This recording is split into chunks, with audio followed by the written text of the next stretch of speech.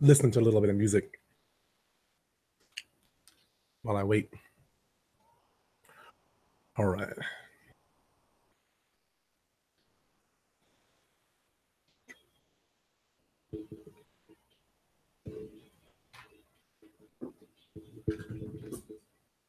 Where is this cord coming from? Oh, got it.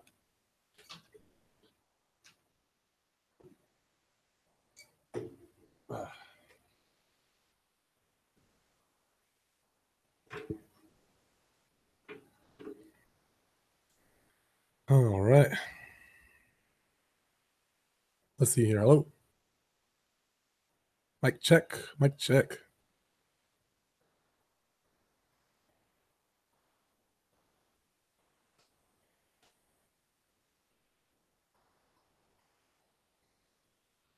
Mic check. Hello. Hello. Can you hear me?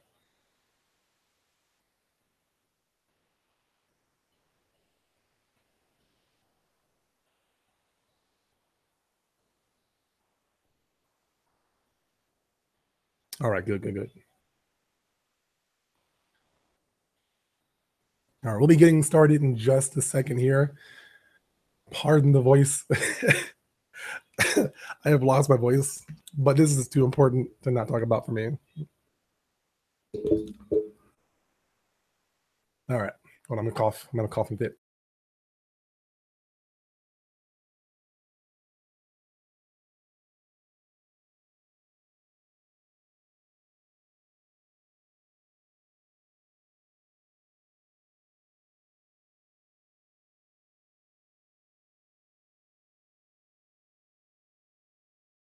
My voice is still not here. Oh, goodness. Oh, man. All right. So,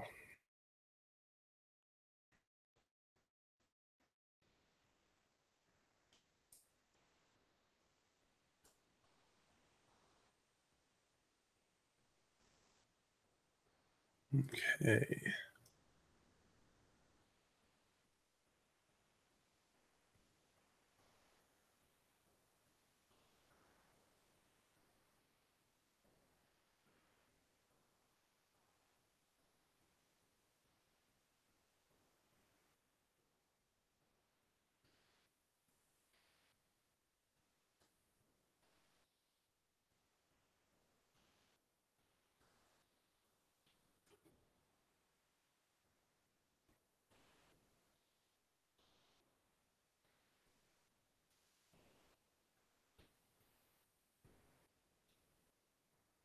All right. What time is it? We got 4 more minutes before we start up here.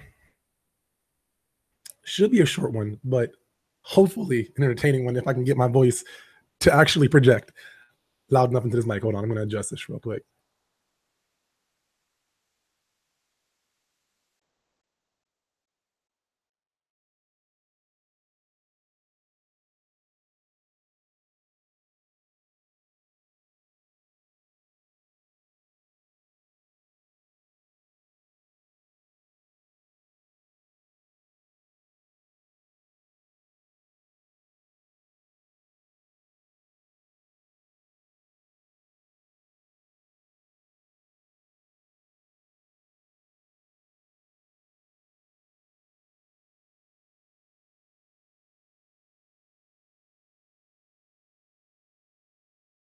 Yeah, you probably don't want to hear all that squeaking.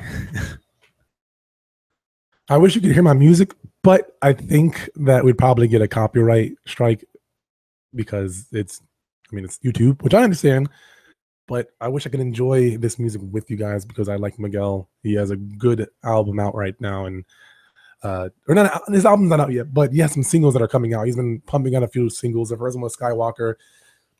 Then I Told You So, and the next one is Pineapple something, but they're all pretty good. But we got about 2 minutes. I'm just gonna have a quick coughing fit, and then we'll get it started.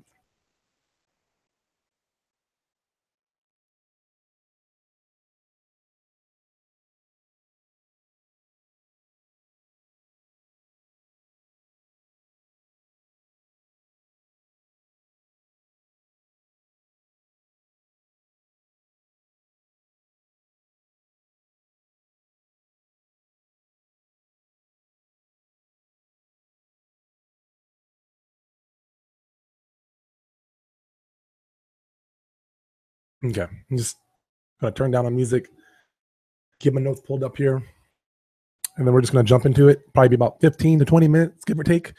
Uh, we'll see. I'm a long-winded talker, so it could be interesting. It could be interesting.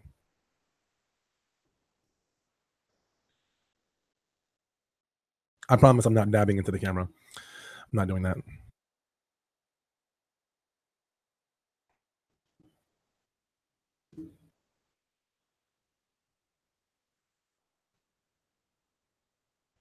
Okay, got that pulled up.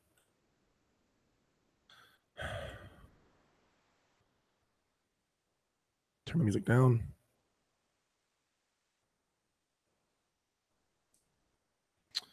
There we go.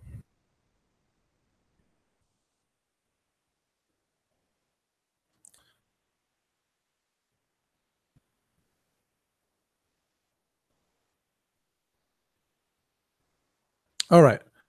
It is 7:30. I'm going to get this thing started. Hey guys, welcome to the Console Explosion podcast. I'm the philosopher, and today we got to talk about EA and their game Star Wars Battlefront II. First, let me preface this with I've been horribly sick, and you can probably tell my voice is gone. It's coming back now. It's a lot better than it used to be, but just bear with me and try not to laugh too hard at my like raspy voice right now. I'm gonna have a few coughing fits here and there, but we got to get through this because this is important to me. Just a little bit of background story. I've gaming is my life. I've also worked retail in gaming. I worked at GameStop for 6 years. And so I saw a lot of this happening in the early stages when microtransactions first started being introduced into console and PC games. So I was there as a consumer and as a seller of this kind of stuff. And it was a very interesting perspective to be the person selling this. I felt kind of dirty. Like it felt like it was against my morals to sell these things, to promote these things, and to try to get people to buy them. Because it one, it increases your items per transaction. Two, you're paying for a non-physical item, so they're making tons of money on something, and they can put whatever price tag they want.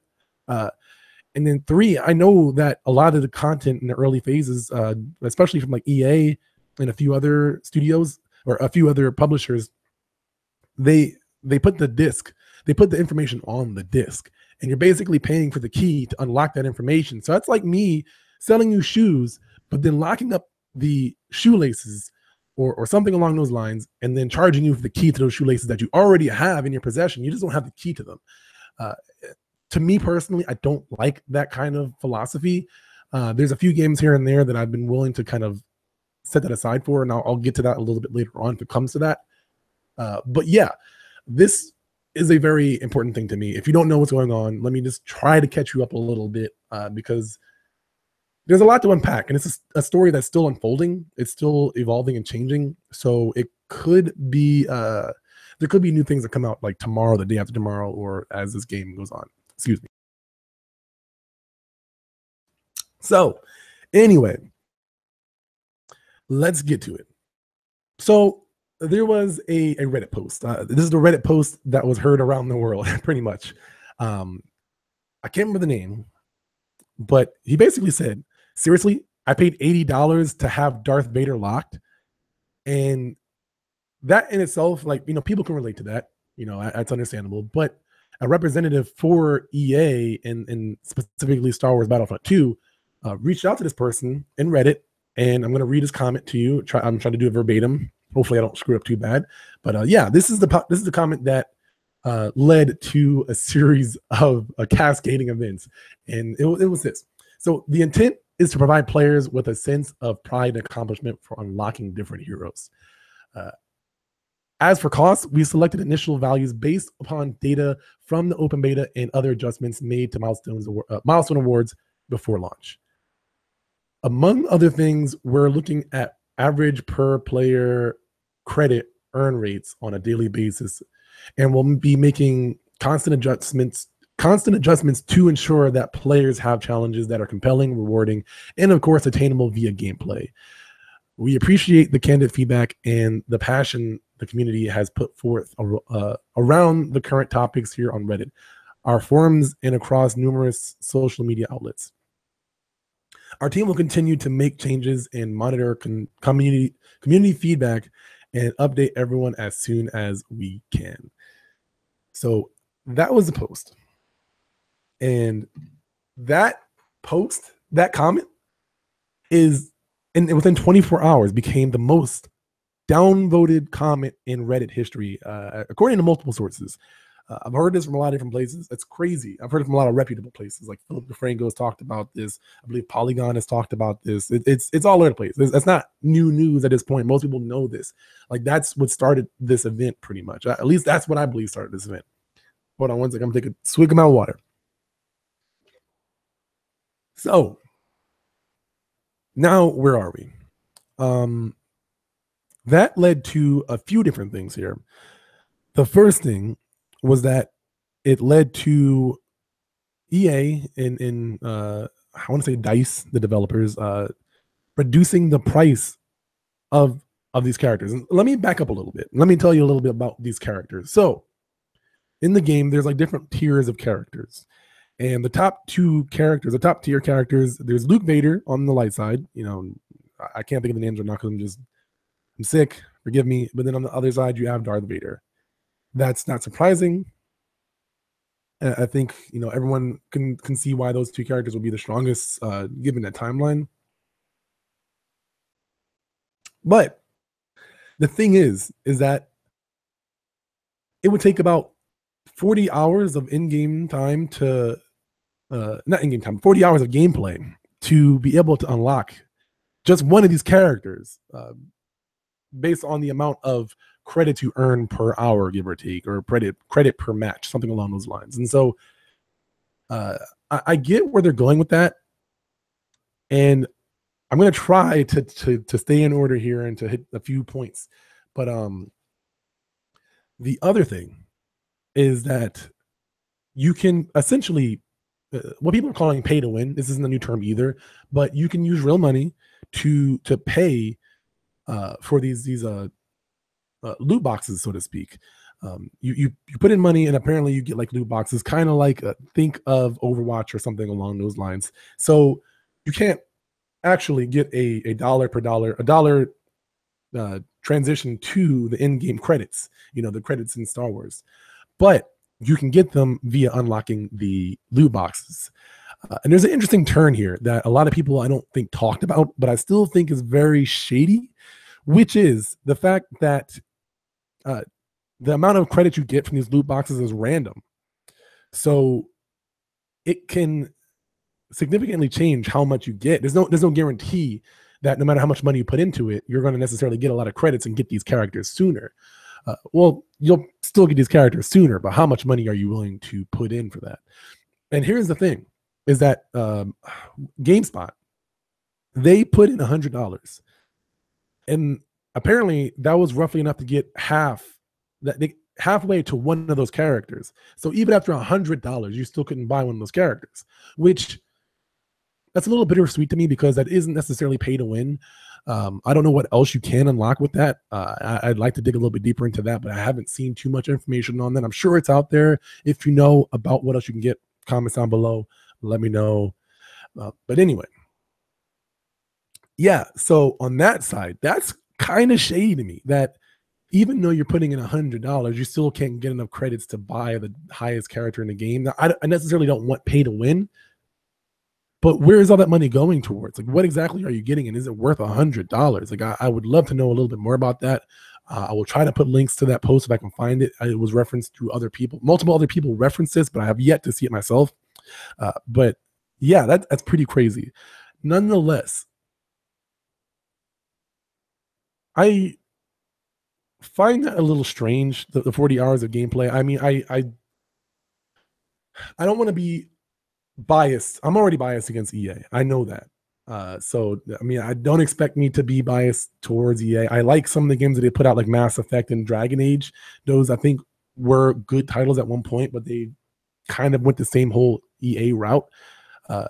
Nonetheless, Star Wars Battlefront, it just seems pretty, I mean, it is pretty ridiculous that you're paying that much, but then also have to put that much time into the game just to unlock these characters. The other interesting thing that happened is they reduced the price of the characters. That's good, right? They reduced the character. I believe Luke they reduced the prices of all the characters, like Chewbacca, Leia, Han Solo, all the characters, and they also reduced the price of Vader and Luke. Luke and Vader were the most expensive at 60,000 credits, and then they reduced them to, I think, 20,000 credits, which is cool, right? The thing is apparently, and I've seen different sources on this, and I haven't seen 100% guarantee yet, but for sure, they reduced the amount of credits you get from the campaign. I know it's 5,000 now, and it used to be a lot more, which kind of makes sense. And then I've also heard that they've reduced how much credits you earn in the matches. So essentially, what people have boiled it down to is like, you still have to play the same amount of time online to get these credits. So I don't see the point in lowering the price if it's still going to take the same amount of time to get to it. Now, I don't want to be so hard on EA that I'm not like, okay, you can't play the game for 40 hours and get these characters. Like, I still think on one side that, 40 hours isn't a lot for a gamer nowadays. I think we're getting a little bit too pampered in the sense that, like, we want games that are shorter but longer. We want to put more time into it. We want to be able to put more time into it, but we also want it short, and all these things it's very complicated. So I do feel like there are some mixed signals being sent to EA. I don't think this was the best way for them to go at all.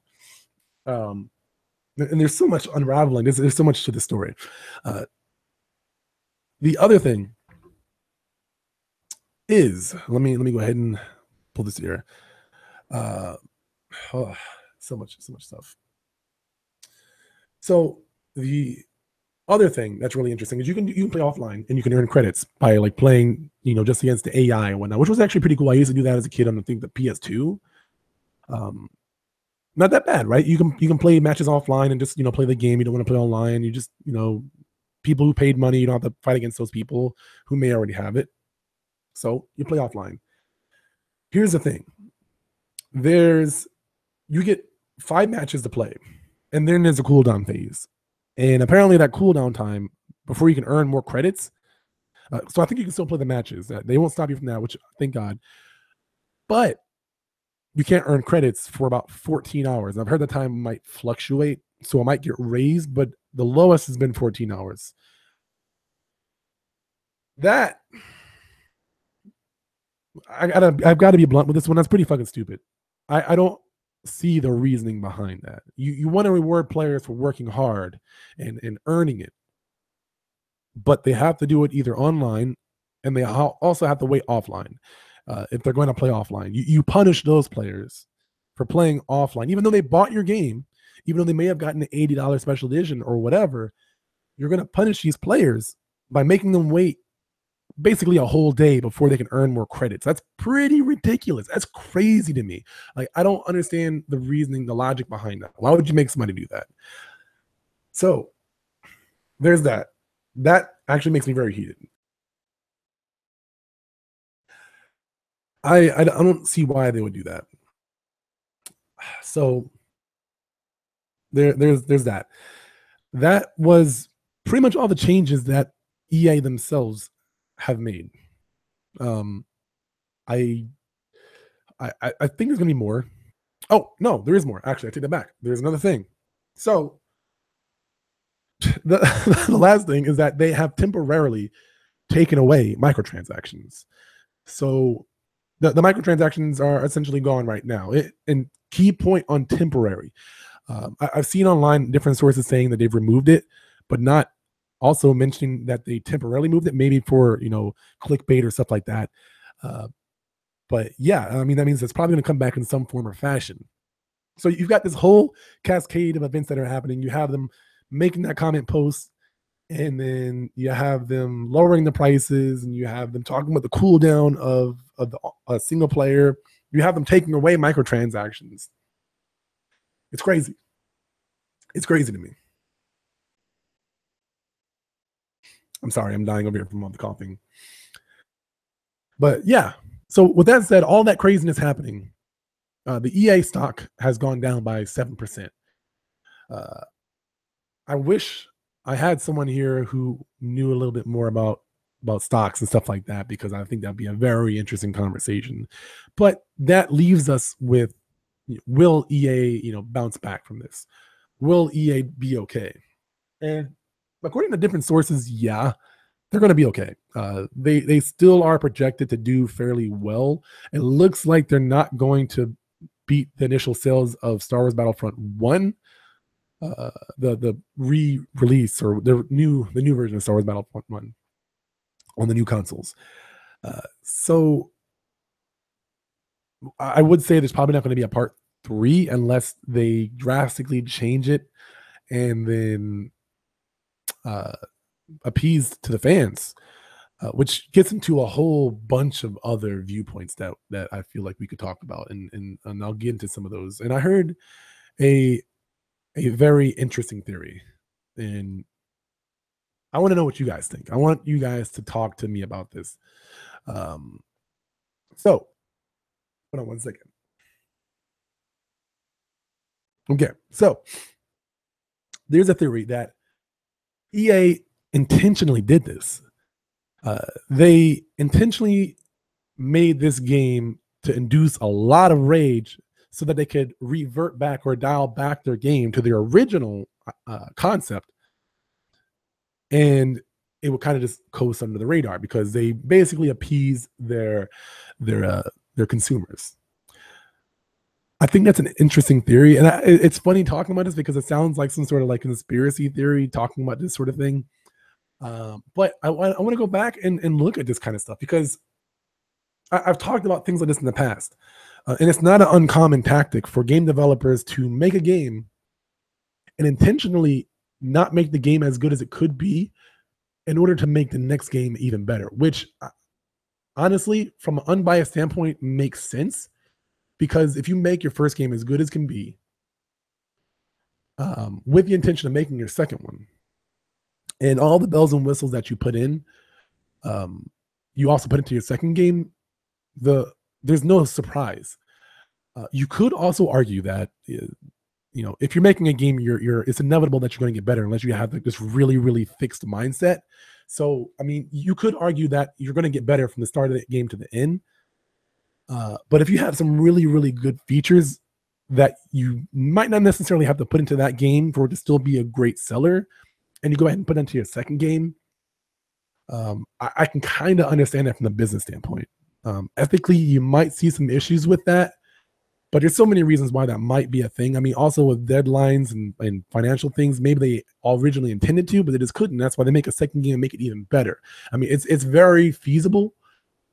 This kind of takes that to like the next level, to where they make a game, they make it really, really bad to piss people off, and then they dial it back, making it look like they're the good guys in order to appease people and have them buy their game and make it look like they're the people that listen to their fans. Yeah, they listen to their fans. They did something, they tried it out, it didn't work, it got shut down by their fans.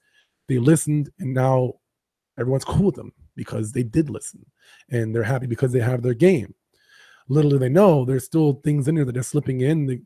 They're slowly putting things back in there or whatever. This when this first happened with like the season passes and all that stuff, I was very uneasy because eventually people would get used to this, because the generation of gamers that played games like Call of Duty, they didn't have jobs themselves. Like, they were 14-year-old boys that lived with their parents, and their parents bought these games, and their parents probably had no idea. I know that their parents had no idea. I worked at GameStop and bought and sold these games to these kids.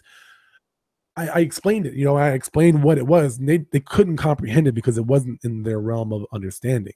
They just bought it because video games have become babysitters for kids, which I understand. I'm not judging, but they're not babysitters. And also, if you don't know shit about games, then you're buying your games these kids. And then my point is that these kids that grow up in this sort of what would you call this gaming culture, this is the way the games are sold now, or 5-10 years ago. Now they have jobs. 10 years later, they have jobs. They can buy the next copy of Call of Duty, and they're already used to the DLC. They're already used to the season passes. They can afford it now. And they feel like because they're men or women, they can afford these games. And that's a mark of honor that they can buy the game plus like another $40 worth of DLC. Like, they paid $100 of their own hard-earned money to buy this game. Like, to some people, they might be like, that's fucking stupid. But to them, that may be how they think about it, because they grew up with that. They expected that. It's just like how we have certain expectations that they're not rights. They're just things that we've grown up being used to, and we have them. We have access to them, like the internet. It's not necessarily a right, but we have it, and we grew up with it. Some of us, I didn't grow up with the internet, but at this point, everyone kind of expects it to be there, and we get mad when people fuck with it. Anywho, so yeah, that's a theory that with all the things that I mentioned before, kind of makes sense. Another one that kind of aligns with it is did EA do this on purpose to cause controversy? Not so much in the sense of making their game bad, but more so with the whole PR stunt with their comment. I mean, they had to have known. They had to have known that this was going to piss off some people by saying that. I mean, they could just be stupid, and that's possible. I mean, people are very detached. They're working very hard in their projects. They're not like in the social now. They're not really knowing it. But EA has a lot of information. They take a lot of information from the games. Games like Battlefield, they have so much data from the players that I just can't logically see them not knowing certain things are going to piss off people. So now you have people like me, people like Polygon, people like Forbes talking about this game. Maybe their whole intention was just to get controversy. Maybe this coincides with them making the game worse than it needed to be in order to dial it back, in order to make themselves look like a bad person. They're in the press, they're getting their name out there, people are talking about it. They're trying to not backpedal. They're positioning themselves to look like they're trying to really cater to the people, which they may very well be. My opinion, I think EA is very money hungry.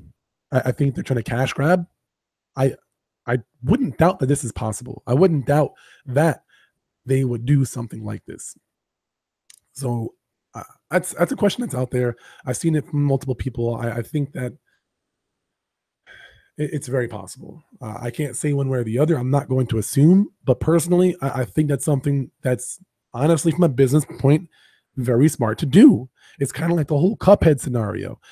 Again, that wasn't really, I don't know if that was intentional, but you see the outcome of it. I definitely think it helped Cuphead. It would have done great either way, but more people who didn't know what the hell Cuphead was knew, because the guy from that website played it so horribly that people were outraged.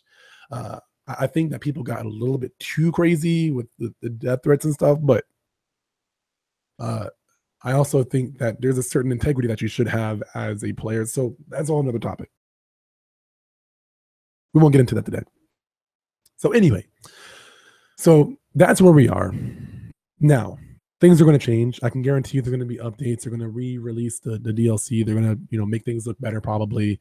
My guess is that they're going to keep tweaking it, try to make it look as good as possible, possibly make some things free. They are supposed to have free DLC. So by the time the new free DLC comes out, people are going to forget about all this. I've seen it happen so many times. People just forget and they move on. Which, that happens, and it's a little frustrating. But let's get into the question that I kind of want to talk about here is, well, first it's what's going to happen. What's going to happen moving forward, and we kind of already covered most of that. It's EA could learn a lesson, and they don't try this again. They don't do anything like this again. They don't try to screw their people over. They make great games. They can still make DLC that they charge for and all that stuff, but hiding behind this weird paywall, time wall, I don't think that's a good win. I don't think they should go that route. They could go the free-to-play route with one of their future games, which I think they have done. I don't think that's a very feasible route, but it is a route that could go in with some of their games, and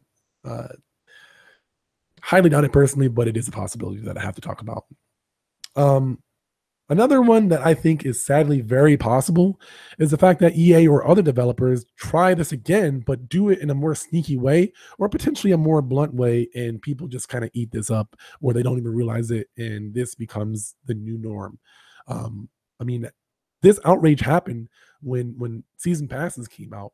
I don't know if it was as crazy as this. I remember personally being very pissed off. A lot of GameStop employees being very mad. But now it's normal. Some people complain here and there, but they still buy it. Which brings me to my next point is how can we avoid this happening again. Okay, so the short answer, honestly, is you can't. Alone, you won't. That's the harsh truth of the matter. You as an individual will not change EA, you will not change Capcom or anybody. But what you can do to make an impact on these publishers is by acting, not talking. I've seen so many people talking online about they hate this game, they hate that game. Stop bashing the damn game and just stop covering it. Stop following it. Stop buying the games. Don't buy Call of Duty and bitch about it every second. I've seen so many people buy a game, play it for hours, and hate every minute of it. Why the hell would you do that to yourself? That is torture. That is insanity. I am sorry. This is a very harsh truth that a lot of people need to do, is that I've seen these things happen over and over again where people complain about a game that they play. Why don't you just not buy it? You know, you don't have to put hashtag boycott, whatever. Don't do that. Just don't buy it. You know, you can go ahead and send messages to the publishers if you want to take it a step further. You can talk about it, but there's no reason to insult the developers or insult the people who play those games.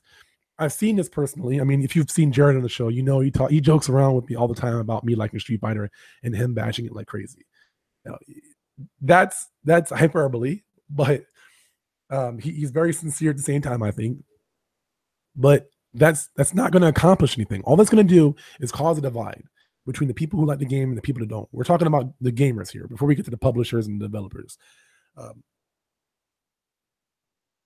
That's not going to help this community grow by insulting the gamers for buying a game that they like. If they like it, so what? Like, that's their money that they're throwing away. You have no right to tell someone else that they're wrong for doing that. I'm not going to buy this game personally because I don't want to support EA and them continuing to do this. I haven't bought an EA game in a while because of this. I just can't bring myself to do it. I cannot. Anyway, I don't want to harp on this too much, but start talking about it in a way that makes you seem civil. Try to point out the criticisms. Don't just bash the game. Have an intelligent argument as to why you shouldn't buy this game. If you want to go ahead and reach out to people and spread the word, you have freedom of speech to talk about whatever you want, to say whatever you want, as long as you don't infringe on someone else's rights. So say that, but don't just say the game is bad or stupid or terrible. Get facts. Talk about your experiences. You know, make it well written and email it to the publishers and share it with people and get a conversation going. Don't just say you're wrong, I'm right. That's not going to fix anything in any kind of scenario. I'm sorry. I'm getting off my soapbox. Anyway, as for publishers and developers, a lot of those people don't make the decisions. So please don't go insulting the developers like DICE and all of them, because they're making a paycheck. You know, does someone go to your, well, I'm sure for many of you this does happen and you know how this feels. So nonetheless, when people come to your job and tell you that like the choices that your company is making is horrible and they're horrible people, and they're telling you as if you can make a change to that company, as if you're the CEO of that company. Can you make a fix to that issue? No, you're just making a paycheck. You're there for a job. A lot of you like the jobs that you have, and that's great. But when this situation happens and someone's complaining to you about something that you can't fix,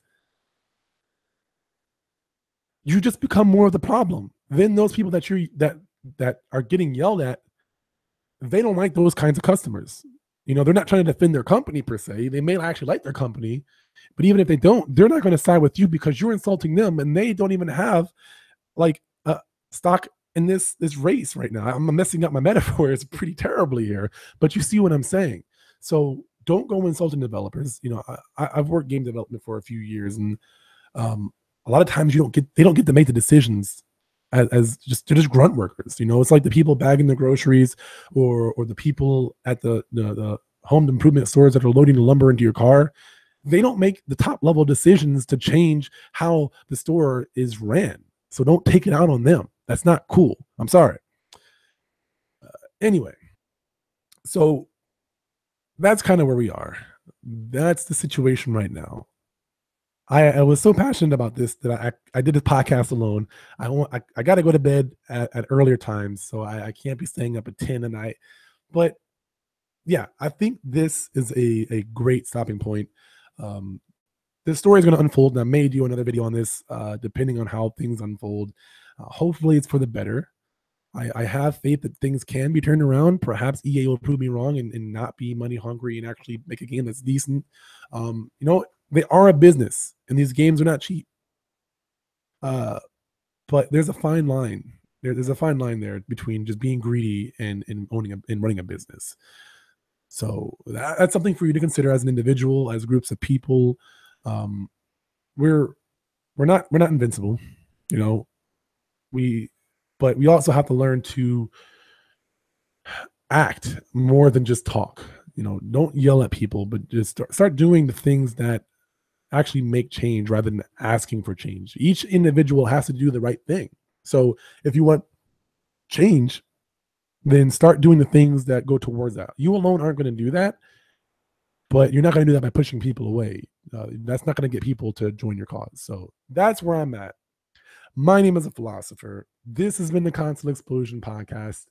I've got to say, if you did enjoy this, definitely hit subscribe. As you can tell, again, I am very sick, but I had to talk about this. So hit that subscribe button if you want to see more on this. If we have updates, let me know in the comments down below what you thought about this format of podcast. If you guys like this, I may do more of these little rant type videos where I dig deeper into one specific thing. I didn't think I'd be able to go on for a half an hour, but yet here we are half an hour later, and I still could talk about this. So thank you guys so much for joining. I will let you go, but definitely check out consoleexplosion.com. If you're watching this on another website like Vimeo or something like that, please follow us, like us. And as always, thank you so much, and I'll see you in the next one.